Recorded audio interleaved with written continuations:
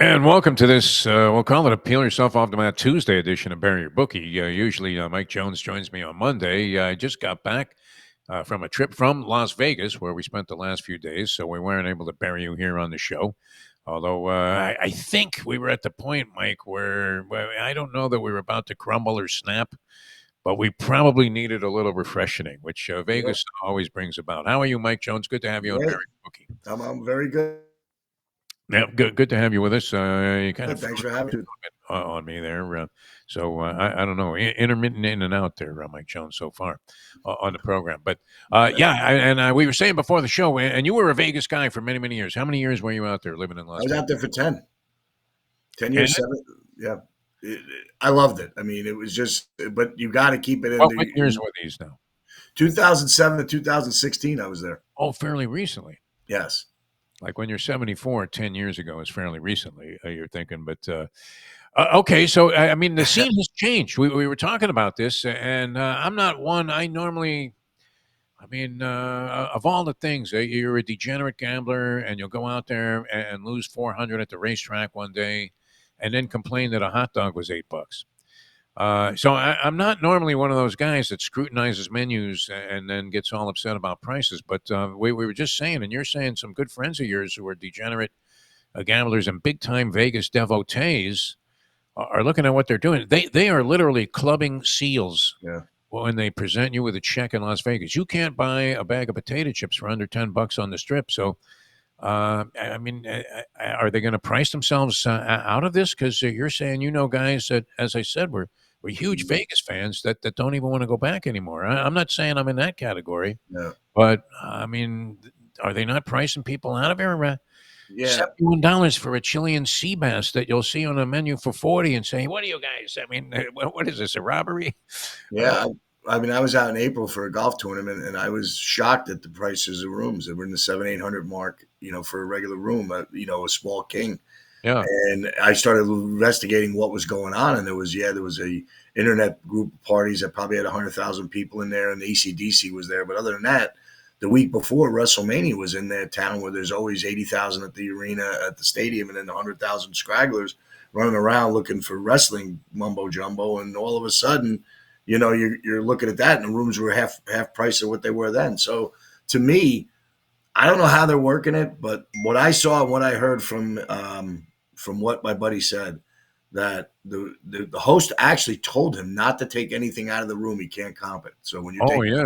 the waters, the sodas, going into the refrigerator, the M&Ms, all that stuff that they put there for you, you touch it, you're paying for it, and If now you look at it, I think.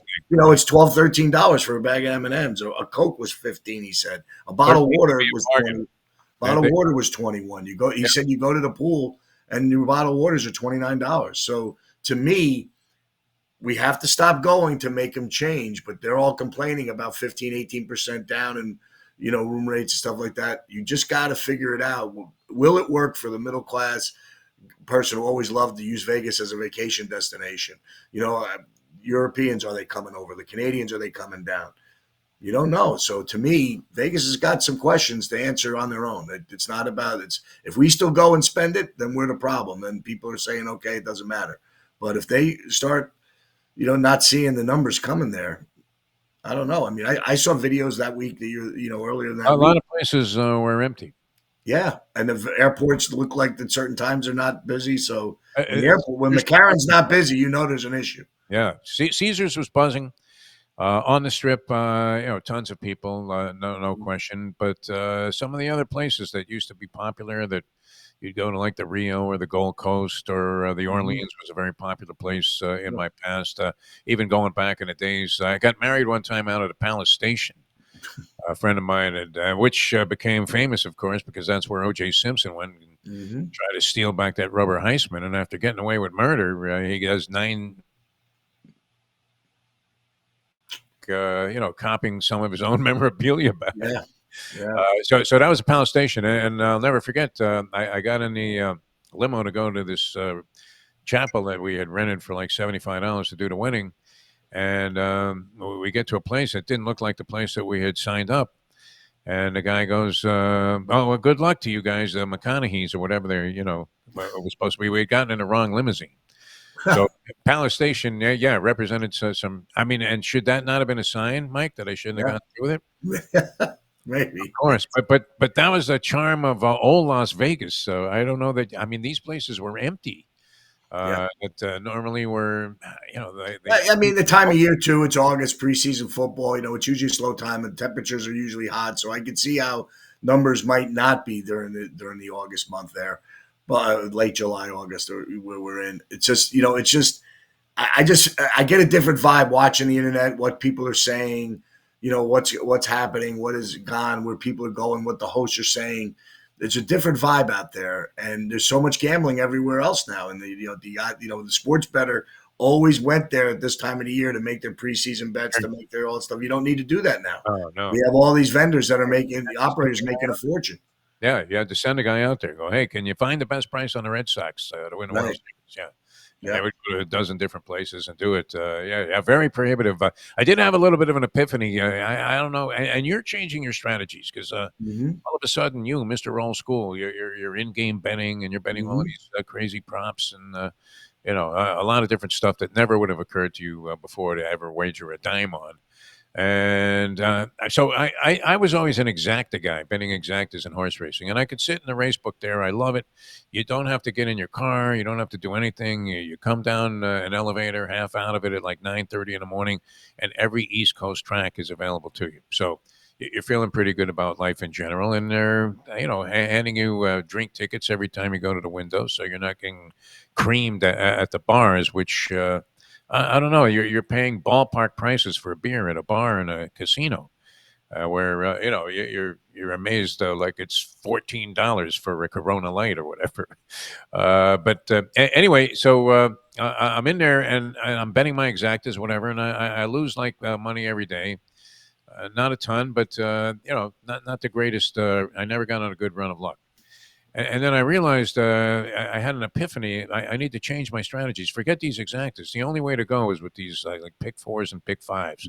I don't know if you're a racing guy because you have to just sort of patiently try to find one, and that's where the monster payoffs are. I don't know that it's as strange as parlaying like five components in a sports bet wager, but Mm-hmm. this is, I think, far easier if you can pinpoint a couple of races in the sequence and narrow it down, obviously, to single a horse. This is where the payoffs are. Right. Because I ended up betting five races in succession, would have had at some point the winner in all of them. Do I put them together? No. Did I make any kind of substantial profit on those races? Barely. But the pick five combination of those five races paid $20,000. And Right. so you only need to find that once Yeah.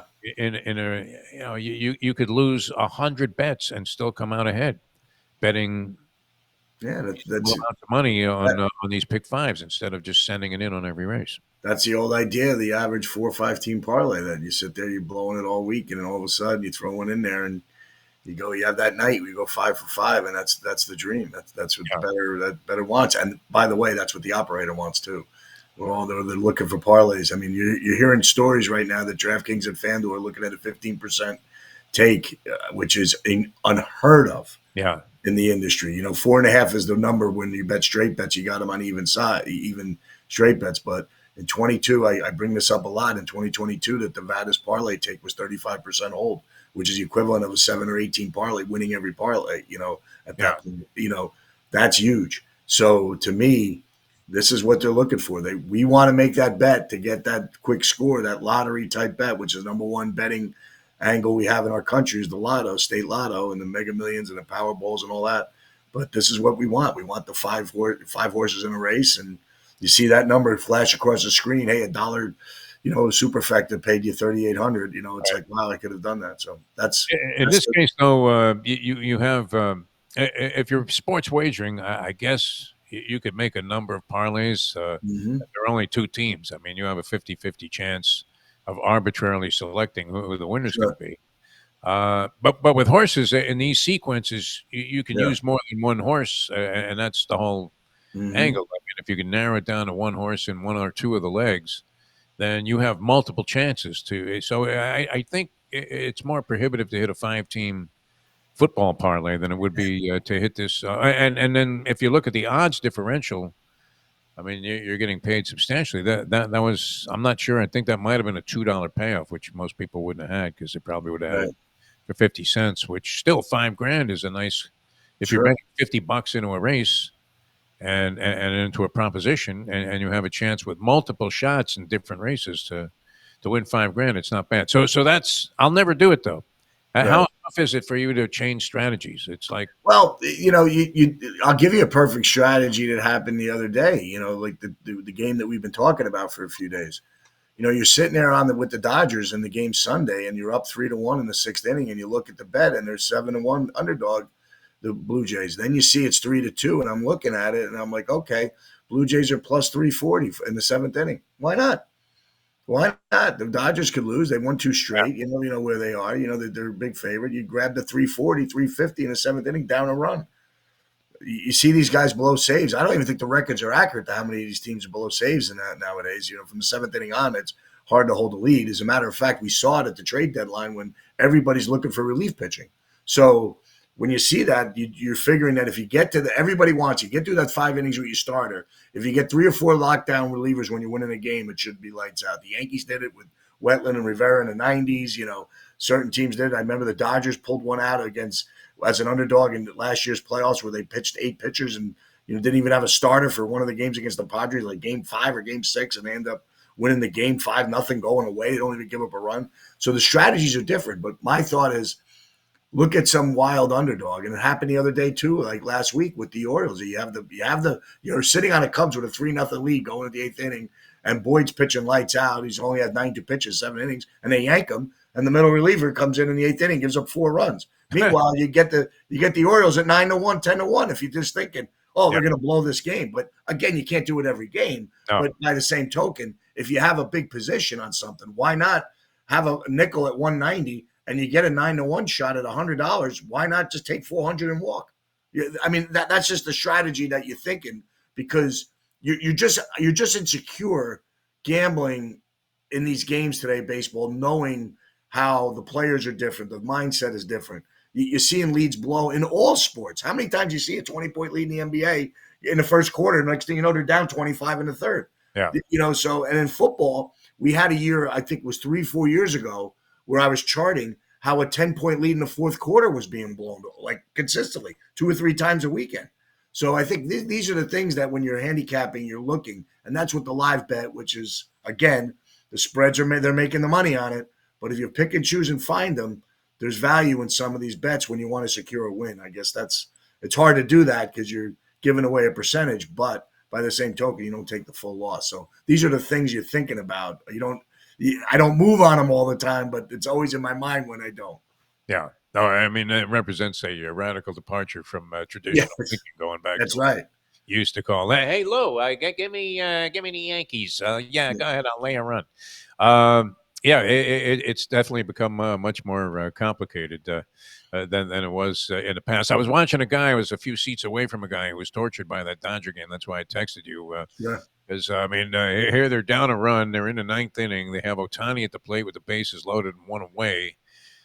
He swings at what would have been ball 4, which would have tied the ball game. And then he's followed by Mookie Betts, who you say is now just a shell of his former self. And you're thinking, wow, I mean, that's a pretty tough spot for a reliever. Bags juiced, 1-run lead, and only 1 away. You have to face Ohtani and Betts. But Ohtani's average has kind of dipped, as great as he is. He doesn't I guess he doesn't make as much contact. Is he striking out more? And I don't know what did happen to Mookie Betts. He lost weight. I think physically he dropped weight. I think he had some illness or whatever, and I don't know that he's gotten his body mass back. He does look amazing. Yeah, and again, here's what I thought with Ohtani. Ohtani rips 2 balls foul, and the crowd oohs and ahs. And does he want to make it an 8-5 win? Is he thinking grand slam, or is he thinking to just hit the ball with speed instead of really thinking that a 5-5 game is more important? And as a gambler, you got to watch out and figure out what they're really thinking, because we've talked about this, Jeff, on and off camera, that the runner on third one out is not an automatic thing anymore. You get a guys in these extra inning games, the guy gets a leadoff walk, it's first and second, nobody out, and you get that 8-hitter up, who's hitting 190. Yeah, lay the bunt down. The problem is, where I would say back in the early days, was we were gambling as kids. 70% that runner with third one out, the player knew, let's get the run in. You would either try to move the ball the other way or make a move around. Now, I don't know what they're thinking, but I guarantee it's not a 50% win.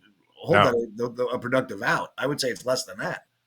And that's what you're seeing in these games now, and it's hard as a gambler, and the frustration goes. And of course you don't see it when the guy down one and hits a 2-run homer to win the game, and you're thinking, oh, I got lucky there, but that goes out the window. We always say that the losses hurt more than the wins, work, for us. Well, So they seem to that's come the more thought frequently. process. Yeah, yeah. All right. We talked about this quite a bit, and I was crucified last year when we started Bury Your Bookie for making, well, I mean, the case that you're insane if you're betting preseason football. I still believe that based on what I've seen so far. I don't know that you can come up with any definitive conclusions, except, and the reason that, I mean, it wasn't like there were very flattering comments being made on Instagram where this was posted by the people at nofilter.net that, I mean, what kind of clown we're cashing every game on the unders. Now, we thought that there would be some adjustment, although the totals don't look apparently, high. But we talked about this even going into the Hall of Fame game, where I Yeah, mean, an under was an annuity. But right. then they could make the over under 6 and a hook, and you would see a 3-0 game. It was incredible. So that game goes over, and was it you that, I mean, I believe it was that was texting me that overs were like, could they have been? How Yeah. could they have been 19 and Yeah, 0? they were 13-2 according to ESPN bet. I had 14-1, and I had the first half overs at 14-1. Okay. Oh, So okay. Wow. this week, and then you had the first half over in the game going over in the Hall of Fame game. So technically, you're 15-1 on these overs in the first week. And here's what you're seeing. I think, and this again, this is just Imagine this now football. if you're 15-1 in anything. Right. You- Exactly right. you're Yep. And the 72. Dolphin game looks like it's starting off slow. And, I Yeah. got the over 19.5 telling you about it. And sure enough, it goes over, but with glowing lights. It's 14-10 at the half. And there was no point scored in the first quarter. Same thing happened with the first half didn't go over in the Chargers game, but ended up the game going over on a weird field goal attempt by the coach after, that's a whole other story what the Chargers did. They got their player, they run a ball in with 20-10. So you think you're over 39.5, you're dead, right? 2 minutes to go. Take Yeah. a knee, the game's over 20-10. Well, Harbaugh decides to run a play. Guy breaks it for a touchdown from the 10-yard line, 27-10. They kick off now, right? And what happens? Because you run that play, your star DB who has an interception return for a touchdown and picks picks off, gets hurt covering a kickoff, and now he's out a few weeks now. So now Harbaugh's over there thinking, and Dan Fouts is doing the game, is bringing up this exact point. We're in this to try to stay healthy, but yet you decide you want the work and decide to run with a touchdown and then turn it out. And then sure enough, Kellen Winslow takes the last play with 15 seconds to go, decides to hit a 50-yard field goal. So if you have the under, you're dead and lose that. It's just incredible to lose 27-13. I don't think I've ever seen that. This agony, and it's only preseason. Yeah, I mean, it's just, to me, it's just interesting. But the thought to me was this: quarterbacks played. There's so much 7-7. There's so much offseason training is being done now. I think we saw Shador Sanders have a good day. Jackson Dart had a good day. We saw a little bit out of Cam Ward. Tua played. Pat Mahomes played a series. You Yeah. only have 3 preseason games. So I think what happened, and in addition, that the offenses were there. The defensive players probably don't want to get hurt. So are they all out 100% to lay into piles and stop different plays for yardage? Because they're thinking, let's stay healthy for the season. And then you have the most important part is the kickoff rule, which last year there was nothing. No coaches understood what the rule was. Right. Now you have a year of tape, and they moved the kickoff in the end zone to the 35, not the 30 now. If you kick it through, it goes. I think there's an area where play where you go get it at the 40, and the kickoff. We saw the Patriots game where Henderson returned the open kickoff for a touchdown. So I think what you're seeing now is the special teams might be adding a little bit better field position. And in this week, to your point of the adjustment, last week the over-under average was 34.8. This week it's 38.4. So they have made an adjustment to it, which you might see now. I don't know if that advantage sits there when they move it up 4 points. So you might have a couple of things happen where you might want to take a pullback. So I don't know if I'm all over it like I was telling you but I kind of would bail out and keep your eyes open to what you're seeing. It's great. Yeah, I was saying it was kind of like studying calculus, trying to figure out, being a sports guy and doing sports talk all of these years, you sort of had to pride yourself and make sure that you were aware of the parameters of different rules, and even when they changed. And it was a lot easier to keep up with because, and in calculus, I never understood the first concept, so it was impossible to figure out if the second concept was any better or more valid. And with the kickoff rule, I didn't really totally get it last year, and I really have, I mean, like, as you just pointed out, there are a zillion different considerations now. It's not like watching Travis Williams for the Green Bay Packers get back there, and you're thinking, if this guy catches the ball, he's got a shot to go all the way. Now, interestingly, they're encouraging more returns when the rules were originally instituted and implemented into the game to try and prevent all of these hardcore collisions that always happened on kick return plays and punt returns. I guess punt returns haven't been affected by it, but kick returns. Mm-hmm. And but they unfortunately had to legislate one of the most exciting plays right out of the game. Yeah. But now you're back to the point where you're going to have more returns. So I know that because they're lined up closer to the return point on the field, it maybe avoids some of these full speed head-on blindside collisions that were taking people out right and left. Because you rarely, it looks like the guy with the ball is taking a full run. Yeah, right? He's catching the ball around the 5-yard line or so and running to the 20, 15, getting a 20-yard head start before the collision comes through, or in most cases. So they've changed it, but I just think because of the coaching and the aspect, they didn't know what to expect, and now they have a year of tape, and now they know what they're doing the coaching, and they're helping the returner, the coverage, all that. So we'll see what happens. But I mean, it was just interesting to look at what happened there. And I thought the kickoff and some of the defenders, you didn't see those big hits that you normally would see these games, guys trying to make rosters with big hits. You saw tackle, get him to the ground, get up, live to see another day. And I think eventually I'd like to see it. Eventually, I'd like to see the preseason games be wiped out. I know it's nice and you want to see it. It gets your fan base going, but if you added the extra games, it would mean the first month you can go 0-4 and still survive. Yeah. And I think that's what I think eventually should come to, because these guys lay it on the line too hard. And another thing too, and again, we're getting off the gambling trail, but I think this is really kind of an important part, is that the Giants are taking on the Jets this week in inter-squad team practice, but the Giants have a way to suit like a couple thousand people at each practice. Charge them $150 for the ticket the day they're going to play a game, and have a scoreboard there and just play the game with the officials and whistle down plays and have a team run 10 plays in a row no matter what. And you have a basic preseason game and put the score up and televise it. And I bet you more people would watch it. And I still think it would solve the preseason problem. And pay an extra $1. I don't know. That's just me. It would give people. Think about it. I mean, what's been the enigma about the National Football League and the way it treats its fans forever was that if you were buying season tickets, you were forced then to buy the preseason games.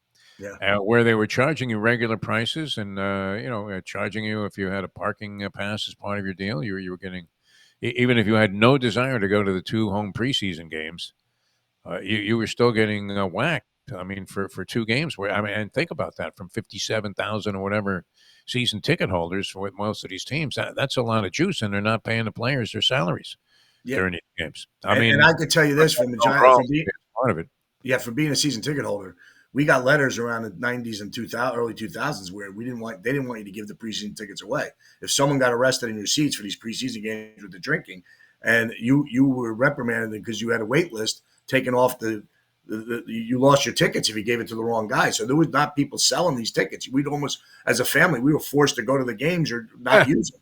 Yeah. And so it was kind of like you didn't like it. Then the PSL came in and they're like, you're paying all this money. We better let these people do what they want with the tickets. And I think that's what you see is a lot of these major longtime fans of these teams would probably sell the preseason game, get what they can, just because they don't want to go. And biggest ripoff in the history of sports, personal seat license. That was a brilliant concept, especially as Roger Goodell smilingly addressed the crowd at the Super Bowl, where he gives a State of the Union and say, this league is all about the fans. It's like, thanks, Roger. That's why you moved that day game in Buffalo to a night game when it was going to be 7 below zero with a blizzard scheduled, and you played the game anyway, while the fans who were thinking they were going to take their kids to a Sunday afternoon game ended up freezing their ass off at night. All right, any picks on the card today? I see a few. Yeah. I see a lot in the baseball, actually. So there's a very interesting game out in Cleveland today. So I've been against the Marlins recently. They lose 4 straight to Atlanta. You just started to see their bats starting to come unglued. Different guys are moving into the lineup. You just kind of see that little potential playoff run of the Marlins was this was a big weekend for them, and it kind of didn't go awry. You could see that they were blowing leads and this and that. So the Indians are playing really good ball. They're only laying 135, Allen against Junk. So I kind of like the Indians, but again, it goes against my theory of that long road trip coming back on that first game, which I notoriously bet against. But I think this is one side that you just like to where the Indians are going and closing the gap on the Tigers. I think the Marlins kind of look like last week they're kind of packing it in, going up to Cleveland. So I kind of like the Indians slightly in that game. Also, I do like the Cubs today, Brown against Barrios. I think the Blue Jays playing that long road trip. I think the Cubs kind of lose 2 out of 3 to St. Louis. The little relax for the Blue Jays getting that win Sunday. I kind of like the Cubs as an underdog getting 109. And I'm going to go as a third game. I'm going to look at the Rangers over the Diamondbacks. Del Sclafani has been pitched pretty well in his last 2 starts after getting ripped apart his first start since coming up. They gave him the rest of the season contract. Jack Leiter laying 140. I like the Rangers with off a big 6-1 comeback last night, getting a little momentum, and I like the fact that they're in there chasing down the Yankees for that last wild card. So those are a couple of bit. I know the Yankees I like a little bit tonight. A little worried about the Mets, New York baseball. Now I was telling someone the story that you could have gotten the Yankees 2 weeks ago at 8-1 not to miss the playoffs, and now they're plus 260. So Wow. as you see the things that are happening, the leads are starting to get closer. I think they have a half-game lead on the third wild card, which is Cleveland, who's playing great baseball. So there's a lot of things going on in New York, what makes it fun between the papers, the DJs, all that stuff that talk sports, talk in New York. It's tough to be in that Yankees and Mets dugouts right now, just from the fan bases and the media. So we'll see if these teams get over it, but it'll be a good watch this week. Braves playing good ball. Strider's a slight underdog tonight against the Mets. Might like to push it on the Braves, but I do like the Yankees a little bit tonight also. So I'm giving you all over the place. I feel a good slate coming. And try to keep it where we are, but those are the main plays for today. I love your enthusiasm. You wake up every day, just like I suggest to people, trying to find a way to beat the system, and hopefully this will work for you. Mets 1-9 in their last 10. The Yankees 3-7. It's been a disaster. Good story today. I know you're going to have the Big Gunner podcast, and you talk a lot about the New York Giants, about this running back Tyrone Tracy getting some mentoring from Saquon Barkley. Mm-hmm. Who you would think would have every reason to turn his back on the Giants organization, where the Giants and Joe Shane, your man, decided to pay Daniel Jones instead of Saquon Barkley. Maybe logical. I mean, what's the more important position? You would have to say quarterback, but it turned out to be no pun intended, a humongous mistake. Right. As you have Daniel Jones with all of that money, whatever portion was guaranteed, now competing with Anthony Richardson for a starting job, and I don't know. I'm thinking Richardson ends up getting one more shot at that. Before they throw in the towel on the kid. Yeah, there was a big play in that game last week where he dislocated his pinky, not seeing a blitz coming. Big hit on him, probably the biggest hit of the weekend when you look at what a quarterback took. And he ended up walking out, and Jones got the play. And then you see it. I was interested because watching Daniel Jones play with another team, it looked like he was back at Duke, actually, the way the uniform was. Yeah. And I'm kind of like looking at it going, wow, this is interesting. And he's late getting the ball out a little bit, made some plays with his feet, made some nice throws. Typical Daniel Jones. You love what he's capable of doing, but does he really do it? Where we had a really interesting day with our quarterbacks. It was like one of the first times when all 4 quarterbacks led the team in scoring drives. We put up the most points in the preseason games since 2004, who, by the way, a rookie quarterback from Mississippi played in that game against Kansas City then that we had. But we were uplifted with a lot of positives that we saw in what we're doing there. But, yeah, this is a different time, and we're excited at Big Blue Camp right now. All right. And well stated there. Unbelievable. That's a Big Gunner podcast. That's coming up in just a few minutes here on No Filter Net. Mike Jones hosting there. And the Tyrone Tracy thing was interesting because the Barkley thing. I lost train of thought there, but the Barkley thing what made it real interesting is that we were on Hard Knocks. It became a public thing that everybody got to see the mess up of what we had. But the real part, and you listen to that thing, the running back position was starting to get devalued all that time, and I think it was a combination of Barkley, Henry, Josh Jacobs that kind of elevated their teams through the running back. So I think Barkley was a great kid, and I think what the Giants did this year, which is very perplexing when you look at it, they paid Darius Slayton almost what they offered Barkley. Darius Slayton has led the team in receiving, but he's nowhere near the type of player, impact player that Saquon Barkley is. But we paid him 3 years, $36 million, and our offer to Barkley was 3 years, $37.5. And I think just the way they handled it wasn't right. I thought they should have showed more value. I saw John Mara's reaction that, I'm going to be sad if he goes to Philly and if sleepless nights. And he said also, this is one of our most popular players. And I think when you're breeding culture, I think one of the reasons why we signed Slayton, which I'm happy about, was he is a great culture guy in the locker room, very team positive, always stood behind Daniel Jones, and we need that. And I think what I'm thinking Russell Wilson is along the lines of doing the same thing. Jackson Dart looked very poised and very calm there. Very similar to Russell Wilson's demeanor as he played. So I think there's a lot going on in the Giant locker room that we could talk about in the next upcoming weeks before the season starts. And I think there's a lot of positives to where I think this team can head. Is Dayball twitching a little bit? I don't know. I tell you what, he shouldn't be. But I think I've never seen a coach, and never in my Giants 50 years of fandom, have seen a coach and a GM with their lives on the line this early. I mean, like 4 games in, if they're 1-3. There's more talk about them not coming than there was Bill Parcells. And we knew that Parcells was in trouble in camp, and he would talk to it with me in '84. And we end up making the playoffs. All right. Just look at the disarray. Micah Parsons is the lead story every single day about not being signed. Terry McLaurin not being signed by Washington, and then you had the Landon Dickerson injury in Philly. So right now, the chips are falling a little bit toward the Giants for a little luck for this year to start off. So, I mean, I'm still pushing the over 5.5. The juice has come down, so a lot of people thinking that it used to be plus 25, now it's plus 110. So people are starting to think the way I'm thinking, but I think this team's more than a 5.5 win team, and we'll see as it materializes, though. All right, sounds good. Big Gunner podcast coming up with Mike Jones. And that's straight ahead at 10 o'clock here on NoFilter.net. For Mike, I'm Jeff DeForest. Thanks for coming back with us here on Bury Your Bookie. We'll do it again tomorrow. And have a great time, everybody. Mike's recommendations there on baseball are always worth paying some attention to, even when it goes 1-2. Which it does. Made sense. It made sense at the time. And that's what this is all about. All right, see you next time on the next edition of Bury Your Bookie.